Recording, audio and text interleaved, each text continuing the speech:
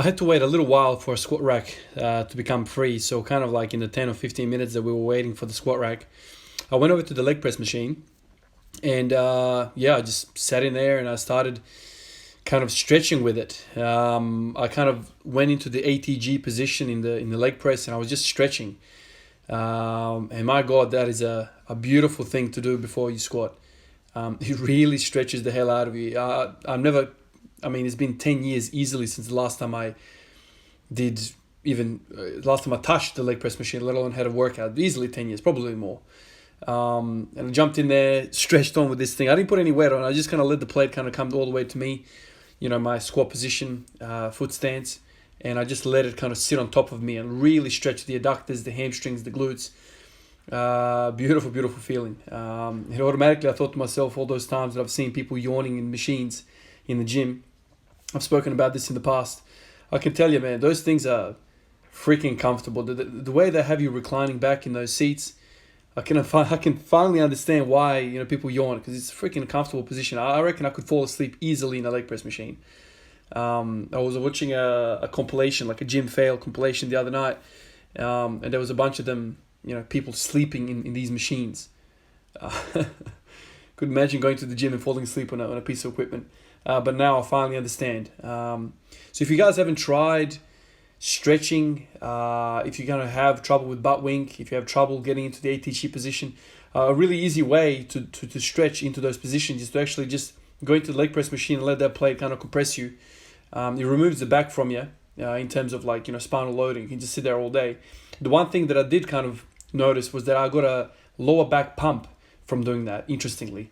Because I was avoiding letting that lower back round as the knees came to my chest. I was kind of actively contracting my lower back to keep it flat in order for me to kind of bend at the hips and not at the lower back. So before I even started today, I had a lower back pump, and then I decided to do pin squats. That was kind of my mind last few days. Hips are kind of finally feeling good, so I went back to pin squats. Worked up to I think 280 for one, 230 here, as you can see for a set of 10. And I had a mean old pump in my lower back. Got me thinking, having the leg press machine in my head and having the lower back, pump again, even though I haven't done pin squats for a little while. I started thinking along the lines of, why is my lower back pumped again? Is it because I don't have that good range of motion to the hip joint anymore? Have I lost something there? Because in the leg press machine, the only reason I was contracting my lower back was because I was at the end range of motion of hip flexion. And so when you reach an end range of one joint, the next joint wants to kind of help out, compensate, to assume that position. And so if you allow the leg press machine to completely kind of pancake you, you're going to round your freaking thoracic spine. You know what I mean? Like the whole idea is to challenge the joint that you want to challenge, which is the hip flexion, right? That's what we wanted to do. So I was saying to the cameraman, I wish I had that leg press machine in my living room, man. I'm sitting there all day freaking stretching. But it got me thinking again as well, the role of the adductors, man. Damn, like by far the most kind of tension that I felt in that ATG leg press position was in the adductors. My adductors seemed to be limiting me in that bottom ATG position. The hamstrings were okay.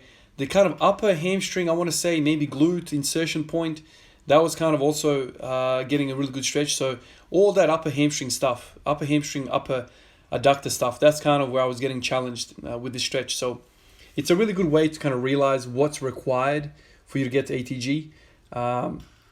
I remember one of you guys was talking to me probably a month ago or so ago, and you were telling me you had trouble kind of getting into ATG position. I was saying to the fellow, well, I think your hamstrings might be in trouble or short. Maybe you need to work on your hamstrings. And he said to me, look, I can put my palms on the floor when I do the reach test, standing reach test, knees straight, legs straight. I can put my palms on the floor. And I thought to myself, Jesus, how does that make sense? In my experience, every single time my hamstrings get jacked, really short or overworked or whatever, I'll lose ATG, mobility.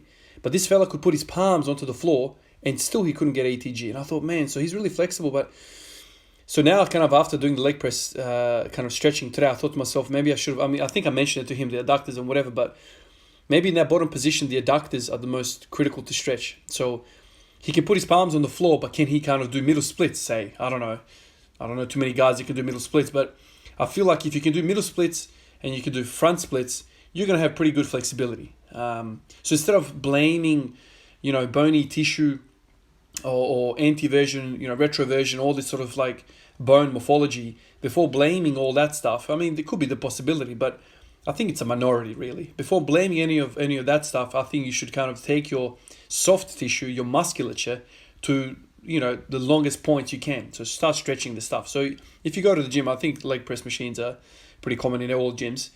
Just jump in there, let that plate completely compress you with a stance that you kind of assume in a normal squat position, and you'll feel that upper hamstring, the adducter.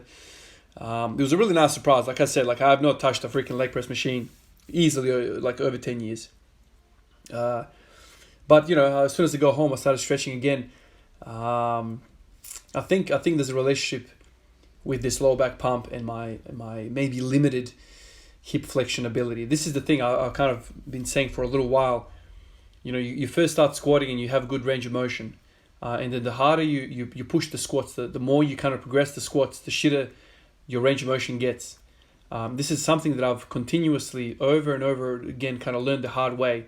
You gain a little bit of strength, and all of a sudden you realize you're getting out of position, and so you've got extra strength there, but you're going into kind of mechanically disadvantageous positions, and so you're kind of still lifting the same damn weight on the bar because you are kind of getting out of that optimal bar path. Your bar's drifting forward, your knees are caving, all because some of these prime movers, like these glutes, start getting tight and they don't want to let go in that bottom position, and they kind of start throwing you forward. So you might round your back, your bar drifts forward, and all this stuff starts to happen. And all you've been doing is just ATG squatting. So I think when I think about this problem, I always think to myself, okay, I think this is where you want to pause at the bottom of your squat. I think it's really beneficial. I know back in the day when I was at my best in terms of mobility, I was pausing a whole lot. So I would kind of hit my daily training max, whatever, hit 180. And then I would, take maybe 160 to the bar, take some weight off, 160, and really sit in the hole and wait like 5-10 seconds, stand up, rack it, go again. I used to do this, and I think back then I had the best mobility. Now I've kind of noticed myself in the last month, my heels are coming off the floor a little bit and all sorts of things are happening. And so I think I need to get back to doing this. And I think when I address this mobility issue, then my lower back starts to feel a little bit better, I feel, with the pin squats. And then if I push my pin squats, then everything starts to feel really good. So that's what kind of came out of today. Today was a quick ass session. I've got a night shift, so in a couple of hours I'm gonna go have a nap and then go to work. So I didn't want to do too much work basically because I'm not gonna be able to recover. It's impossible. Anyway, guys, let me get to that, and I'll catch you guys tomorrow for another workout. Peace out.